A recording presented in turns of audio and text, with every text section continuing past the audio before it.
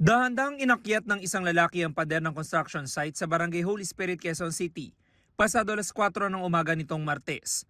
Sinundan siya ng isa pang lalaki. Pagpasok sa loob, pinunterian ng lalaking nakasuot ang puting sweatshirt ang mga cellphone ng mga construction worker na natutulog sa barracks. Nagsilbing lookout ang kanyang kasama, nakitang nakatakip na sa ulo ang itim na t-shirt. Natangay nila ang 3 cellphone na nagkakalaga ng 25,000 pesos sa kabuuan. Nagising yung isa sa mga biktima natin. Then paggising niya, hinanap niya yung cellphone niya, wala na. Nakita niya charger na lang. So nagtaka siya, kaya ginising niya rin yung dalawang kasama niya pa. So nagtaka din yung dalawa kasi wala na rin yung cellphone nila. Ang nando na lang din charger nila. Ayon sa pulisya, dumulog sa kanilang supervisor ang mga construction worker. Nang i-review ang kuha ng CCTV, doon na kumpirma ang pagnanakaw. Kalauna na aresto ang 20 anyo sa sospek na siyang nakita sa CCTV na nakasuot ang puting sweatshirt. Huli rin ang nakaitim namang t-shirt na napag-alamang 16 anyos lang. Nakilala nung witness natin yung isa sa mga suspect dahil nga sa tattoo niya sa leeg.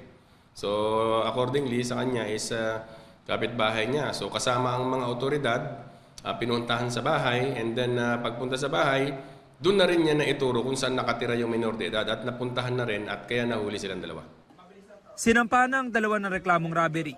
Hindi na nabawi ang mga ninakaw na cellphone na naibenta na raw sa halagang 6,500 pesos. Aminado ang 20 anyo sa sospek sa ginawang krimen. Kaya naman po nagagawin, kailangan lang po.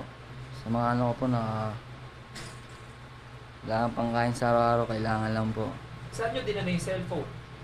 Benta po. Ang minor de edad itinurn over ng pulisya sa Social Services Development Department. Upon the finding out na mayroon namang discernment, isinama natin siya sa inquest. But nung pagkatapos ng inquest, is ibinalik natin siya sa SSDD for their intervention dahil nga siya ay minor de edad. Ito ang unang balita. James Agustin, GMA News.